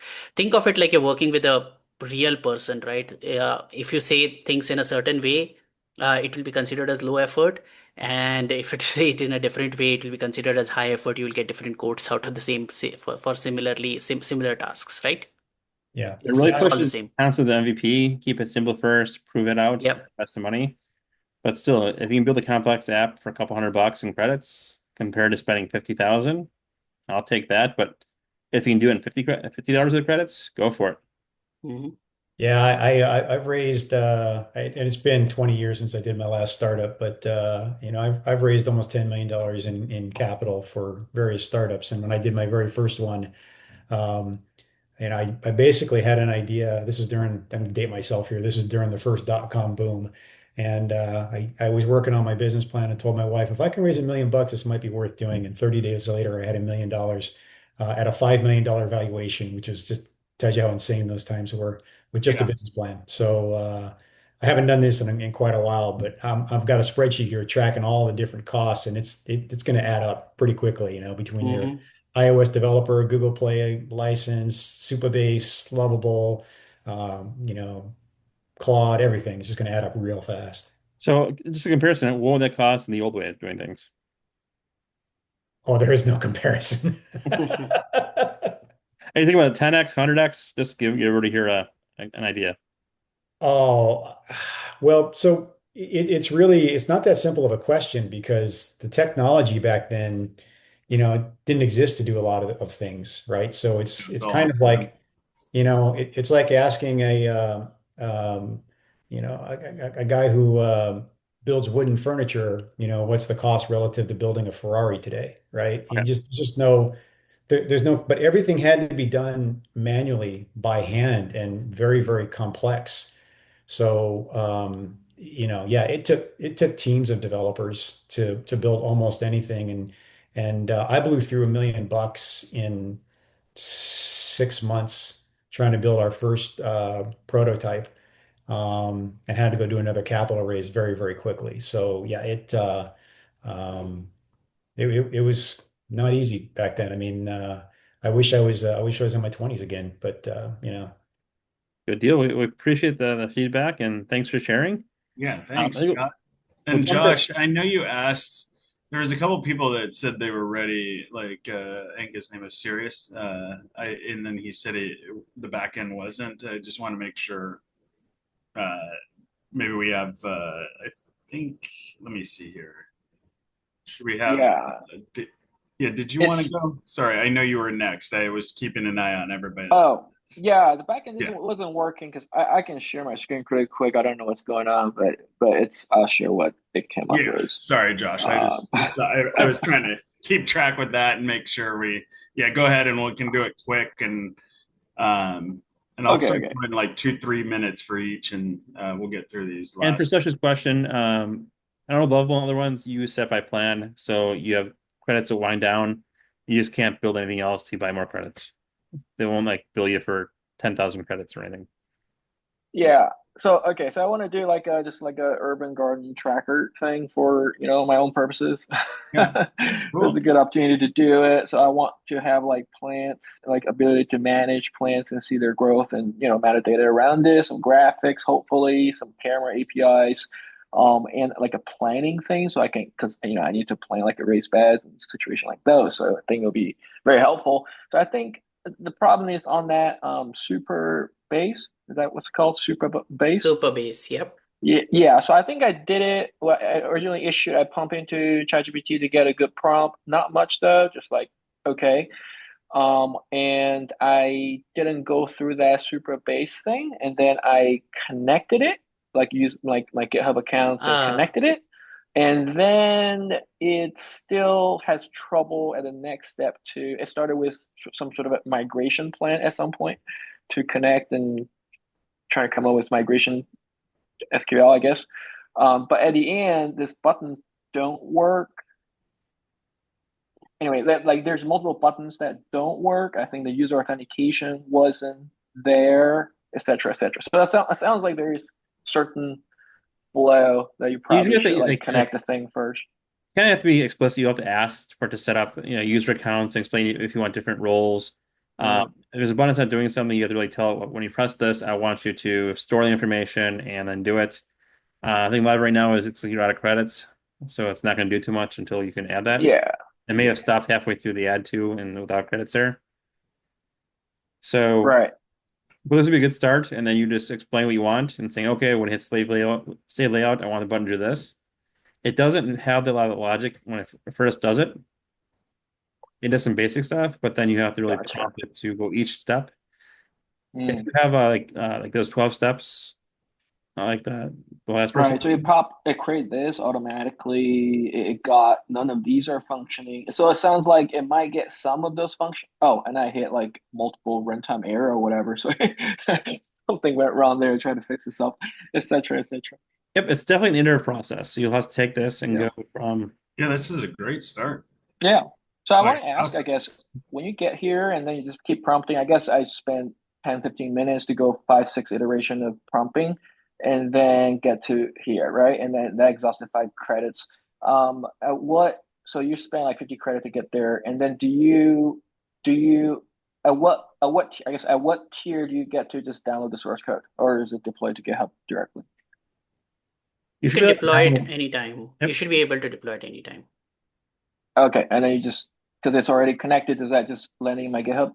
Uh, you can connect it to your GitHub and have it push there right away. If at all you have integrations, I think you can directly set up your integrations the same way you can set up your Supabase integrations and others. Yeah.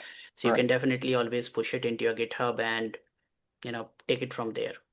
So Okay. that was what I was talking earlier in the call. I was talking about some people using Lovable for their UI design piece and then using other tools to build the entire application or the backend pieces and other things that they are more comfortable with. Right. Right. Okay. All right. Well, that's all I got for today. Thanks. Perfect. Good idea. Awesome. Yeah, for Danielle's question, real quick. Yep. Sometimes it does that. You can do a whole bunch of stuff that charges 1 credit, and a whole little stuff that charges 1 credit. Yeah. Depends on Yeah. what's working to be I honest. went It's I went just through my credits really, really quickly. So, and I think Yeah. And next, every yeah, go every ahead. product also has a different billing metric. So we are still in the early stages on this thing. So just keep in mind that some of them have different metrics. So these build products, they're usually using credits. But if you go into agentic AI and if you're going into building flows, etc., or if something has APIs, then it will be number of API calls for a particular time duration and such. So good idea for some of these things is also to see to try it out on the free plan, see how conversant you are getting with them, to use it for a couple of days and understand their billing model. If you can adjust with that, it's great. If not, maybe try and explore one more tool down the line. Outputs might be similar, especially till the MVP stage. Yeah, during this too, Prashant, it's pretty the actual credit consumption algorithm, I guess you can call it, is not always clear. So that is something to take into consideration that I think everybody's Exactly. yeah. So Exactly. Like with Replit, like I said, I have played around with it for almost 2 months, close to 2 months now, and now I understand a little bit that what is there. Of course, a lot of people can figure it out better than me, but I had a very niche need yeah, over there. But try and understand, like with the free plan, how much it is, what your prompting is leading to in terms of billing. The biggest thing what you have to remember is that when you're putting the anything in a natural language form, it is getting translated. It is the more structure you have, the lesser translation it has to do. The more steps you provide and the more sort of technical guidance you give it, the underlying agents that are getting spun up have lesser thinking to do. So the same okay, example that somebody asked at the start of the call about Ayurveda, now that's a niche medical science. The same way, you give it a little bit of JavaScript, you give it a little bit of HTML and CSS, the lesser it has to go and figure out, oh, what is this coding language? Oh, it seems like HTML. Oh, oh yeah, let me yeah, see this. And then, so the more you're able to guide it, probably that's a good way to yeah, reduce your overall cost at the end of the yeah. That day. makes sense. Actually, that's a great tip. Cool. I think one thing overall that this is called vibe coding for a reason. And as you select your tools, find one that meets your financial use case as well as your personal style. You might be a little more technical. Maybe you gravitates towards Replit or V0. Maybe you're starting off, maybe Lovable or V0. It just depends what you want and what has the best vibe. And once you pick the vibe, you become pretty specific on it. Like I fell in love with Yeah, Lovable, and it's hard for me to go somewhere else because I'm used to it. I yeah, because understand it. you're talking lovable language, right? Like, Yeah, it's like a Hmm. friend. You yeah, understand the ins and outs, and that's you a know good what to point say. too. That's true. All right. I know we have a bunch of people that wanted to share. Amy, I went back into the chat and I saw you said I can share as well. I wanted to make sure we're not, if you want to, if you're still out there and want to share. Yeah, I can share. Yeah, Okay. thank you. Awesome. I just, Let yeah, me cool. go ahead and share my screen Yeah. and let me know if everybody can see it. Yep. We can see the policy pal. Yeah, great. Thank Yeah. you. So I had no idea what I wanted to build, so I went ahead and I just asked ChatGPT for some ideas. Very simple prompt and Awesome. gave me a few. And I liked the idea of some kind of assistance that people can use for like legal documents, those kind of user terms, those sort of service agreements. And so I just went to the Apple website and, picked up their website terms of use. And then it took like just a few minutes and it gave me back Policy Pal. So you can go ahead and paste any sort of legal document into here, select the button to make it human. And then I just said to give it like a readability score or a sixth grade reading level and some kind of emoji for a document vibe. And then it goes ahead and it just translates everything in for here for a plain English. And then it has some key points, things to pay attention to, and the TLDR. And then it added this quiz me feature, which I did not try. So yeah, I I'm not sure what the Nice. answer is. But yeah, and then I would think maybe just like for future iterations of this, I don't really love this like emoji document vibe. I might want to change something there. Maybe make it so that the user can like select different kinds of reading levels. Definitely make it for other languages as well, not just English. Yeah. And kind of explain a readability score better. So is this the first time you've ever built an app? So I have never done like a no code app. I am a software engineer in Seattle. Okay. But yeah, I was just really interested in this mini hackathon. Yeah. This is awesome. Yeah. Thanks. Yeah, I can go ahead and stop my share, unless anybody had questions. So I how, like the a idea. question for you. How will this no code as a software developer, how will this improve your plans for building apps? Yeah, that's a good question. I'm not sure with at work, just because what we do where I'm at Capital Group, is so things have to be like so secure in terms of like our databases and people's like, personal financial information and things like that. But I think for myself at least, maybe just like getting to try to build some ideas that I have and like freeing up some more time to do that. I think that could help me. Very cool. Yeah. Yeah, Thanks again. thank you. Awesome. And then I know Derek also wanted to go. I don't want to skip over him, but I'm trying to just make sure because sorry about that, Amy. I know I skipped over you first for a second, but I think Derek, if you could go, and then I'll make sure I go through everybody else too. Okay. Yeah. Thanks, Yeah. guys. I can go Yeah. pretty Yeah. quickly. Thanks, Derek. I'm also a bodybuilder. I eat donuts, and it builds my. Uh, I love it. so one problem I have is that I'm a homeowner in Seattle, and anybody that owns a home needs a plumber sometime or an electrician, and so you end up, Everybody you has know, a guy. everybody's got a guy, right? I hate that you Yeah. said that. But I don't like Angie's List or Nextdoor because it's like so crowdfunded. It's like there's so many different people. And so you want like your own personal Angie's List. So I started building, it's great that you said that, called I Know a Guy. And let me share my screen if I can. See, my app would be easy because in my family, I am the guy for everything. So it's Okay, I gotta let my system settings share Zoom, which I should have done in advance. Oh, it wants me to quit and reopen. Uh, Let me bounce out and come back, I guess. we Sorry. won't forget you. Okay. Yeah.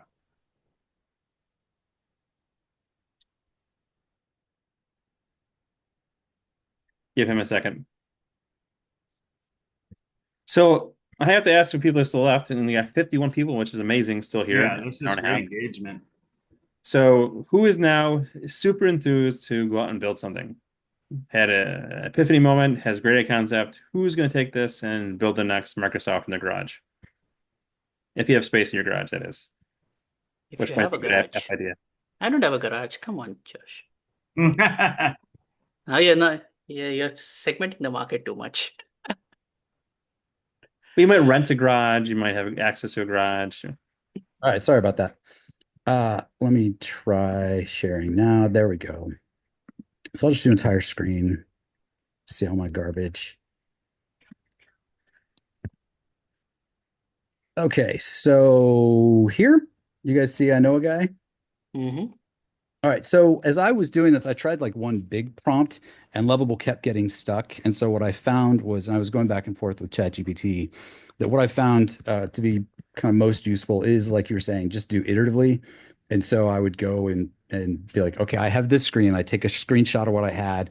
What do I do next? And it would give me just a little prompt and be like, great, now I have this screen. What do I do next? And so there's definitely, like you said, some nuance in going back and forth with it. But the idea here is that you can click in add a service provider, Josh, and Josh is, he's a carpenter, among other things, and met him on Zoom.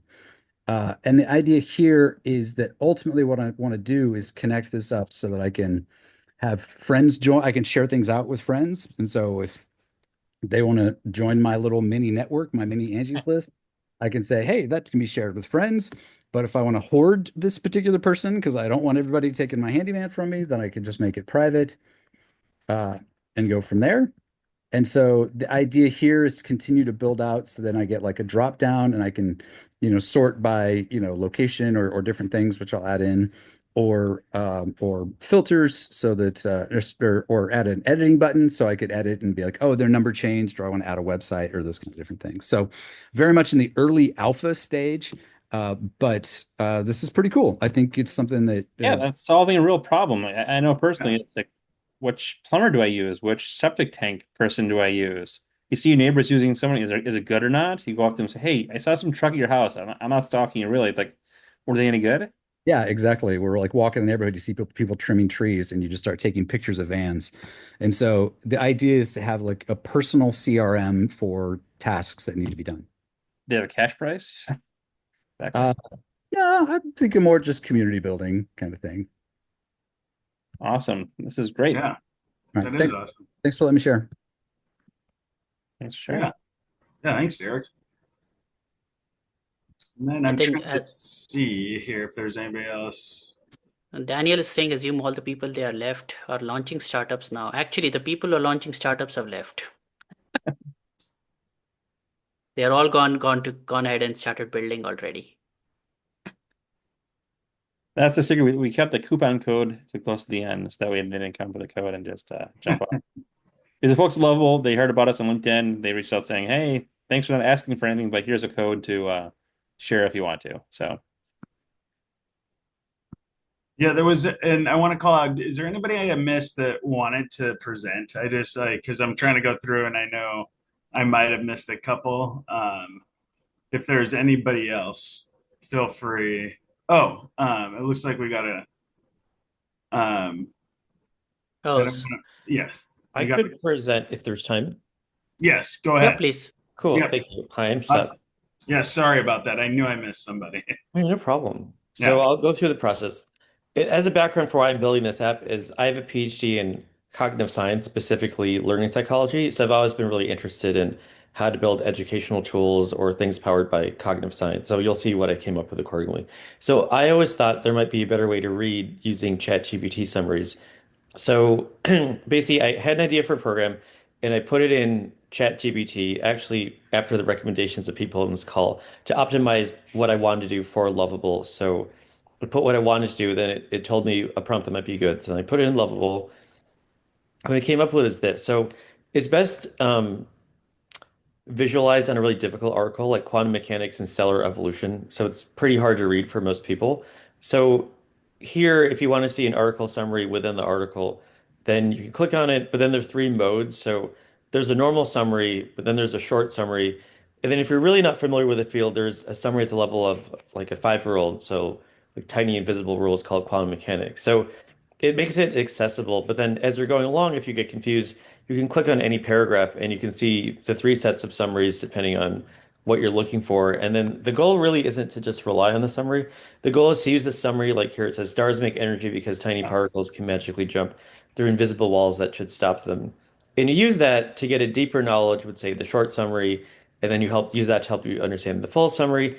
And then ideally, you try to understand the actual article. So it's kind of a way of taking really complicated things and deconstructing them cognitively, kind of giving you stepping stones of understanding so that eventually you can understand really advanced things like astrophysics, advanced machine learning, neuroscience, stuff like that. So that's my idea. I've been thinking about it for a while.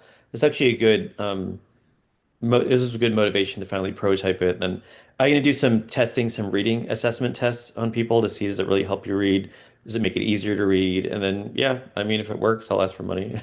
So we'll see.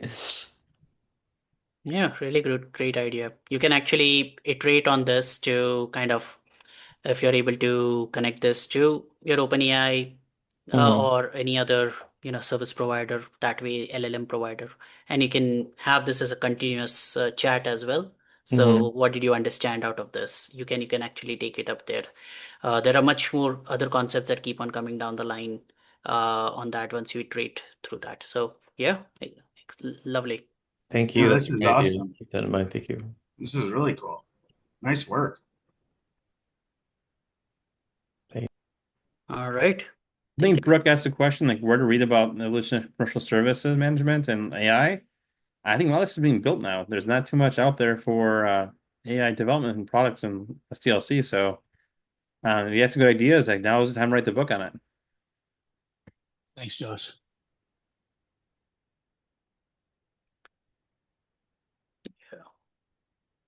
All right.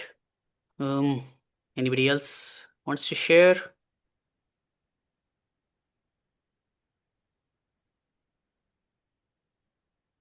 Okay. All right. So, Josh, do you want to talk about what we are planning next?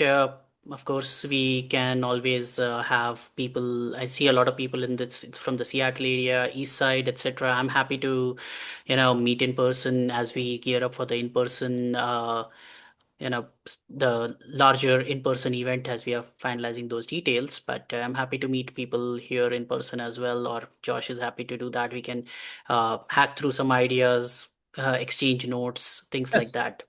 I said thanks to Prashant and Scott for taking a couple hours of your day today. So this has been great for part of the Tech Week. I do encourage people to check out all the other events coming up this week. I know there are some great ones in Microsoft tomorrow with AI Circus. I think that Bellevue and Redmond and some of the cities are holding one on Wednesday. I'll be attending too. If you guys have any invites available for any of the cool boat ones, feel free to send them my way. I think I missed out on some of those. Never turned on a free boat cruise. But yeah, so there's a free discount code from Lovable here. Take this code. I think you save like 20%, I believe. I actually haven't tested yet. Again, we have taken no sponsorship for this. We get no credits, just here to help. Supabase, Replit, and there's other ones. We are in the early stages. We are planning a in-person hackathon for this fall. We're shooting for September, October. More details to come. That'll most likely be at a nice venue space in Kirkland, keeping up the East Side theme. And we are hoping to have some kind of funding for that one as an award. So the top winner of the hackathon could possibly get some quite a bit of change in VC funding. So we're working through there on sponsorships. So more to come. I can't say anything about amounts yet since we're still talking to sponsors, but it'll be a decent amount, which I'm really excited for. Hoping to have around 80, 100 people creating teams, building a little bit past this for the first couple days, get something that you can deploy to market, and then we'll vote on there and win. I think based on the interest here, we'll try to do something more before then. I think if Prashant and Scott are up to it, maybe we do some weekly events or bi-weekly events and do some conversations helping people. Again, if you are a tech person and you're getting involved in low code, I challenge you to find someone who's non-tech and to get them involved in this building. I want to see the next group of founders not just be a tech person in their garage or their spare bedroom. I want to see landscape architects. I want to see plumbers. I want to see architects.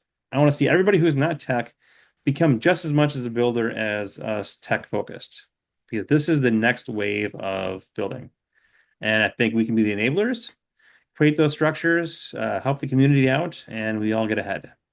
So with that, Prashant, Scott, anything else you want to say before we sign off? No. Just No. yeah, thanks everyone. It's been an awesome engagement and loved learning from all you guys and looking forward to continuing moving this forward. Go ahead, Prashant. Yep, likewise. Let's start building. That's all. And Yeah. and Scott, Josh, I think for the benefit of everyone, I think we shared our LinkedIn profiles earlier. I think if we, I'm just sharing it again on the call on this thing just before we sign off, just in case people want to get in touch. Yeah. So let's see. Do I have Scott's up there? Or Scott, do you have your own? Yeah, I got mine, I think is right here. I think I have it right here. So Yeah. sharing for, yep, there you Yeah. go. Connect So and for sure. yep. Thank you all.